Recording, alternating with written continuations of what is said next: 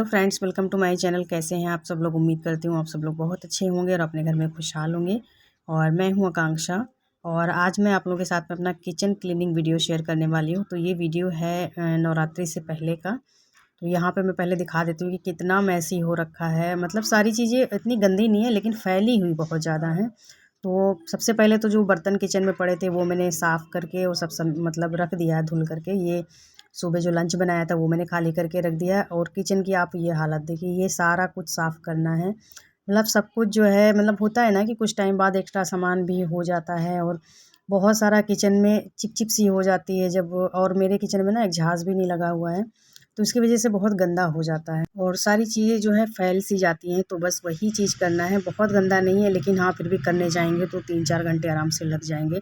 और वो भी किचन का सामान है तो किचन में तो लग ही जाता है। तो सबसे पहले मैंने यहाँ का जो पर्दा लगा रखा था ऊपर, वो मैंने हटा दिया है। फिर झाड़ू से सबसे पहले मैंने जाले वगैरह जो थोड़े बहुत थे ना वो हटा दिए हैं, निकाल दिए हैं।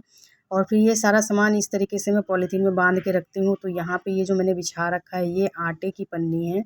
आशीर्वाद आटा जो आता है, मतलब आशीर्वाद हो या कोई भी हो, तो जो पैकेट वाला आटा आता है उसकी पॉलीथीन को मैंने काट करके और यहाँ पे ऐसे बिछा रखा है। और अगर न्यूज़पेपर वगैरह बिछाओ तो फिर उसको हटाना ही पड़ता है, वो साफ़ करने का कोई इसमें चांस नहीं होता है और उसमें से स्मेल भी बहुत आने लगती है।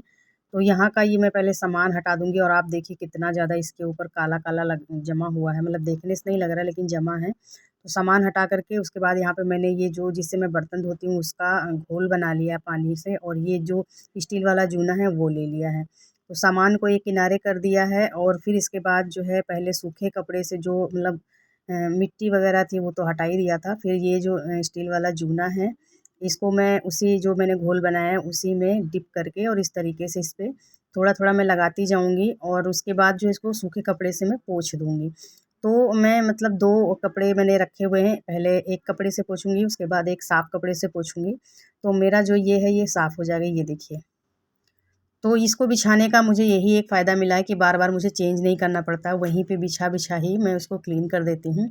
और ये देखिए पॉलीथीन के अंदर बाँधने का क्या फ़ायदा है, मतलब कोई भी डब्बा है तो आप धुल कर के रखते हैं ना, तो इस तरीके से बांध के रखिए तो बिल्कुल साफ़ सुथरा रहता है, गंदा नहीं होता है। और जब भी आपको यूज़ करना है तो आपको साफ़ सुथरा डब्बा मिल जाएगा। ये देखिए, मैंने इसको बहुत टाइम पहले रखा था, तब से ऐसे ही रखा हुआ है। अगर इसको मैंने खुला रखा होता तो ये पूरा डब्बा ख़राब हो जाता। तो इसीलिए मैं सारे डब्बों को जो भी मतलब डेली इस्तेमाल नहीं होते हैं उनको मैं इस तरीके से पॉलीथीन लगा के रख देती हूँ। तो जब भी वो होता है पॉलीथीन हटा दो और दूसरी पॉलीथीन चढ़ा दो। यहाँ पे देखिए मैंने पूरा अच्छे से साफ़ कर लिया है और फिर से जो सामान था वैसे ही सब कुछ अच्छे से रख दिया है। तो जो एक्स्ट्रा सामान होता है मैं ऊपर इस तरीके से रख देती हूँ। बहुत सारी चीज़ें होती हैं घर में छोटी-छोटी सी जो ज़रूरत पड़ती ही रहती हैं, और अचार वगैरह भी जो होता है ना मैं ऊपर ही रखती हूँ। जितना खाना होता है नीचे निकालती हूँ, बाकी मैं ऊपर रखती हूँ। तो ये पूरा अच्छे से साफ़ कर लिया है बढ़िया। मतलब एक होता है ना कि साफ़-सुथरा की जो खुशबू आती है वो आ रही है। और ऊपर का मतलब पूरा हो गया तो मैं अभी नीचे का कर रही हूँ और नीचे की हालत आप देखिए कि क्या सीन हो रखा है। तो ये भी मैं पहले जो है डब्बों को एक किनारे कर दिया, फिर सूखे कपड़े से पहले झाड़ दिया है कि जो डस्ट वगैरह है वो हट जाए। उसके बाद जो मैंने पानी और विम जेल का घोल बनाया था उसी घोल से इसको भी मैं इस तरीके से साफ़ कर रही हूँ। तो पहले इसको अच्छे तरीके से मतलब पूरे पे लगा दिया है और अच्छे से जैसे मांजना होता है ना उस तरीके से कर दिया, फिर कपड़े से पोंछ दिया है। तो आप देखिए फिर जो कपड़ा मैंने लिया था वो भी बिल्कुल काला पड़ चुका है, इतना ज़्यादा मतलब काला-काला चिप-चिप सी हो रखी थी। और ये चीज़ मैं मतलब 2-3 महीने पे करती रहती हूँ ना, तो मेरा किचन इतना ज़्यादा गंदा नहीं होता है। बस इसी तरीके से मैं करके और ऐसे गीले कपड़े से पोंछ देती हूँ तो बिल्कुल साफ़ हो जाता है। और पहले मैं न्यूज़पेपर डालती थी तो उसमें से इतनी स्मेल आने लगती थी कि फिर कोई ऑप्शन नहीं होता था, फिर उसको चेंज ही करना पड़ता था। और हर बार कई बार होता था कि न्यूज़पेपर नहीं मिल पाता था क्योंकि हम लोग न्यूज़पेपर वगैरह लेते नहीं हैं। और इसके बाद में फिर जो है ऊपर का सारा हो गया है, फिर मैंने यहाँ पे ये जो टाइल्स हैं इनको भी उसी तरीके से उसी को जो घोल बनाया था उसी से अच्छे से पहले मांज दिया है, फिर सूखे कपड़े से पोंछ दिया है और ये डब्बे ऐसे ही पोंछ-पोंछ के अरेंज कर दिए हैं अभी। अभी धोए नहीं है, तो जो मतलब ये पहले किचन का मैं समेट लूँ उसके बाद में डब्बे धीरे-धीरे धो करके रख दूँगी। और साथ के साथ मैं ये जो गैस मेरा है, मतलब ये स्टोव है, इसको भी मैं इस तरीके से इसी जूने से अच्छे से साफ़ कर दे रही हूँ। तो इससे भी और मैं हमेशा इसी तरीके से मतलब गैस, स्टोव और ये जो इसका फ्लोर है, ये सारी चीज़ें ऐसे ही मैं साफ़ करती हूँ। इसी वजह से बहुत ही मतलब साफ़-सुथरा रहता है। जब साफ़ करने जाओ तो बहुत ज़्यादा मेहनत नहीं लगती है। तो कुछ टाइम के बाद ये देखिए ये भी ये किनारे और ये सारी चीज़ें चिपचिप सी होने ही लगती हैं, सबके घर में ऐसा होता होगा। तो बस ये बहुत अच्छा ट्रिक है, आप जो है स्टील वाला जूना लीजिए और उसको साबुन के पानी में या फिर थोड़ा-सा सर्फ़ डाल लीजिए, कुछ भी ले लीजिए, उसमें डुबो करके इस तरीके से रगड़ दीजिए तो बिल्कुल सारा कुछ अच्छे से क्लीन हो जाता है। बहुत ज़्यादा मेहनत करने की ज़रूरत नहीं होती है और किचन में हमारे इतना सारा सामान होता है कि हम जो रोज़-रोज़ उसको धो भी नहीं सकते हैं, क्योंकि पानी वाला काम आप करने जाओ तो बहुत ज़्यादा चीज़ें फैल जाती हैं। पिछले नवरात्रि में मैंने जो है पूरा किचन धोया था ऊपर से नीचे तक सारा कुछ, तो बहुत मेहनत लगी थी और पूरा दिन लग गया था मुझे करने में। और इसको करने में मैंने ऐसा किया कि जो है पहले ऊपर-ऊपर का 1 दिन कर लिया और नीचे का 1 दिन कर लिया, तो इस तरीके से मेरा 2 दिन में आराम से हो गया था और एक्स्ट्रा मुझे जो डेली के काम होते हैं उनको भी नहीं रोकने पड़े थे। तो यहाँ पे देखिए मैंने अच्छी तरीके से पूरा फ्लोर और गैस सब कुछ अच्छे से मांज करके फिर एक कपड़े से पोंछ दिया था।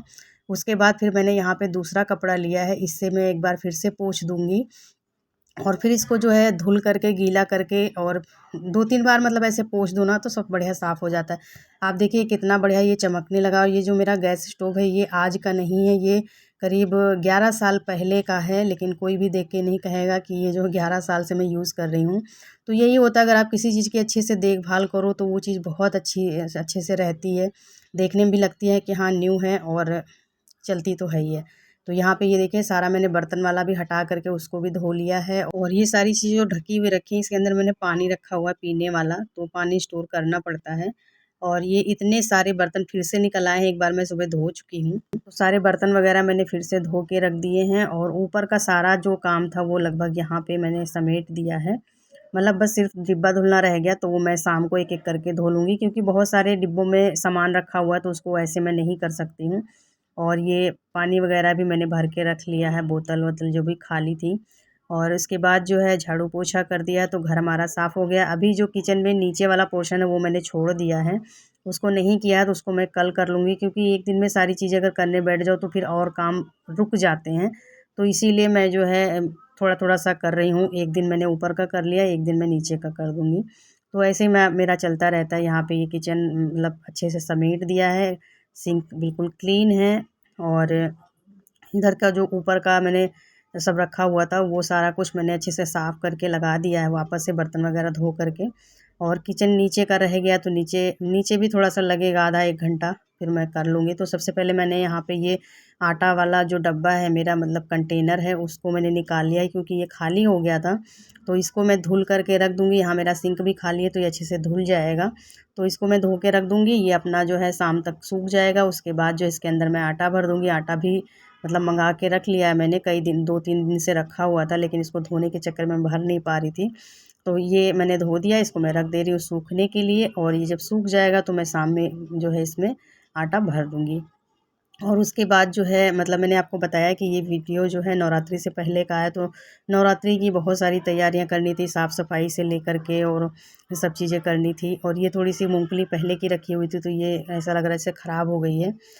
तो यहाँ पे ये देखिए आटा मैंने भर दिया है और इसको अभी मैं बाहर ही रहने दे रही हूँ, क्योंकि किचन में जो नीचे का हिस्सा है वो मैंने अभी साफ़ नहीं किया है। तो ये मैं आटा भर करके इसको मैं बाहर ही रख रही हूँ, जब किचन साफ़ हो जाएगा तो फिर मैं अंदर कर दूँगी। तो बस ये वाला चम्मच इसके अंदर डाल दिया जो आटे में रहता है और बस हमारा ये काम भी ख़त्म हो गया। और उसके बाद जो है ये डिनर का टाइम हो गया था, तो कटहल की सब्ज़ी बनी थी, रोटी बनी थी और थोड़ा-सा सलाद वग़ैरह है। तो डिनर में यही था और चावल भी बनाया, तो वो मैंने प्लेट में रखा नहीं। तो मतलब ऐसा ही होता है कि कोई भी काम करने जाओ तो एक दिन में पूरा नहीं होता है और फिर दूसरा दिन लगाना ही पड़ता है। तो दूसरे दिन का आप ये देखिए, मैंने सुबह-सुबह उठ कर के और जो है सारा मतलब सारे डब्बे को पहले खाली किया एक-एक करके, उसके बाद सब डब्बों को धुल करके और वापस से सब लगा दिया है। और जिन डब्बों में सामान ख़त्म हो रहा था वो भी मैंने रिफ़िल कर दिया है और यहाँ पे जो है सब चीज़ें अरेंज कर दी हैं। इधर जो डब्बे रखे हुए हैं इसमें मैं ऊपर वाले में मैं टिश्यू रखती हूँ, तो टिश्यू ख़त्म हो गया था वो भी मैंने वापस उसको भर दिया डब्बा, फिर मैंने इसको पॉलीथीन से बांध के रख दिया है। तो जो चीज़ रोज़ यूज़ नहीं होती उसपे मैं इस तरीके से पॉलीथीन चढ़ा के रखती हूँ कि थोड़ा-सा मतलब चीज़ें सही रहें, ज़्यादा मेहनत ना करनी पड़े। और यहाँ ये नीचे भी सब कुछ मैंने अच्छे तरीके से सारा सामान हटा के अच्छे से साफ़ करके और फिर से अरेंज कर दिया है सब कुछ। अब ऐसा लग रहा है किचन से ना बड़ी अच्छी सी खुशबू आ रही है कि मेरा किचन बिल्कुल क्लीन हो गया है। तो यही है मेरी छोटी सी रसोई, बिल्कुल सिंपल सी है। इसमें कोई तामझाम नहीं है। और ये चम्मच वगैरह मैं इस तरीके से अरेंज करके रखती हूँ। ये 2 मैंने यहाँ टांग रखे हैं। बहुत होते हैं घर में, छोटी-छोटी चीज़ें होती हैं तो फिर कहाँ रखो, तो ये यहाँ पे है ना तो सही रहता है। और पूरा किचन मेरा देखिए है तो छोटा-सा ही, लेकिन मैं जो है इसको बहुत अच्छे से अपने तरीके से इसको मैं सजा के रखती हूँ। मतलब आजकल जो किचन है ना, बहुत अच्छे-अच्छे मॉड्यूलर किचन होते हैं जो देख कर के ही मन खुश हो जाता है। लेकिन कोई बात नहीं, जैसी भी है, छोटी बड़ी अच्छी बुरी मेरी है। और इसी में मतलब मुझे करीब 8 साल बीत गए हैं इसी रसोई में काम करते-करते, इसी में खाना बनाते-बनाते। तो यही है सब कुछ मेरा। और घर, रसोई जैसा भी हो, बस मेन बात ये होती है ना कि साफ़-सुथरा होनी चाहिए। और जब आप खड़े हो ना तो वहाँ पे आपको खड़े होने में अच्छा फ़ील हो, वही सब कुछ होता है। और इधर दूसरे कमरे को भी मैंने अच्छे से साफ़ करके बेडशीट वग़ैरह चेंज कर दी, क्योंकि व्रत रहना है तो सब कुछ मैं मतलब कोशिश यही रहती है कि सारी चीज़ें साफ़-सुथरा रखूँ। और उसके बाद ये सिंघाड़े का आटा बनाना था तो इसे भी हम दोनों ने मिल कर के और बनाया। और बहुत टाइम इसमें लग गया था, इसके चक्कर में खाना बनाने में बहुत देर हो गई थी। और 2-3 घंटे तो इसमें आराम से लग गए थे। बाकी मैं मतलब कई दिनों से मैं सफाई कर रही हूँ, तो उसकी वजह से थकान भी बहुत ज़्यादा हो रही थी। क्योंकि होता है ना, जब आप लगातार सारे काम करते रहो और आराम नहीं मिलता है तो शरीर बहुत ज़्यादा थक जाता है। लेकिन फिर भी ये ज़रूरी था तो हम दोनों ने मिलकर इस काम को भी पूरा किया। और अकेले बस की बात नहीं थी, क्योंकि ये बहुत ही ज़्यादा मुश्किल वाला काम था, इतना हार्ड था ये कि एक कोई कर ही नहीं सकता था। जब दोनों लगे तब जाके पूरा हुआ। तो यहाँ पे आटा बन गया है, इसको भी मैं छान के और डिब्बे में भर के रख दूँगी, तो ये हमारा पूरे नवरात्रि चल जाएगा। और इसके बाद जो है खाने में मैंने ज़्यादा कुछ बनाया नहीं, क्योंकि टाइम बचा नहीं था। तो फिर मैंने दाल चढ़ाई, फटाफट से चावल बनाए और 2-4 रोटियां सेक ली। सब्ज़ी बनाने का बिल्कुल भी ना मन था और ना ही टाइम था। तो मैंने ये जो है टमाटर का सलाद बना लिया खड़े-खड़े। जब तक मेरी दाल बन रही थी, चावल बन रहे, तब तक मैंने ये सारी चीज़ें काट ली थी। तो यहाँ पर 3-4 मैंने बढ़िया मतलब टमाटर को बारीक-बारीक काट लिया है, थोड़ी-सी धनिया काट ली थी, प्याज काट लिया और उसके बाद थोड़ी-सी हरी मिर्च डाल ली है। तो ये सलाद जो है ना झटपट से बन जाता है, बहुत अच्छा लगता है खाने में। इसको आप टमाटर का चोखा भी कह सकते हैं, चटनी भी कह सकते हैं, हम लोग तो इसको सलाद बोलते हैं। और इसके बाद जो है इसके अंदर डाल दिया स्वाद के अनुसार नमक। और छोटी-छोटी चीज़ें और हैं वो मैं डाल रही हूँ इसके अंदर। और आपके ऊपर है आप क्या-क्या डालना चाहते हैं। बहुत लोग इसके अंदर लाल मिर्च वग़ैरह भी डालते हैं, लेकिन मैं नहीं डालती हूँ। हम लोग मतलब क्या है ना, चीज़ें थोड़ा सिंपल खाना पसंद करते हैं कि जो उसका नेचुरल टेस्ट है वो आना चाहिए।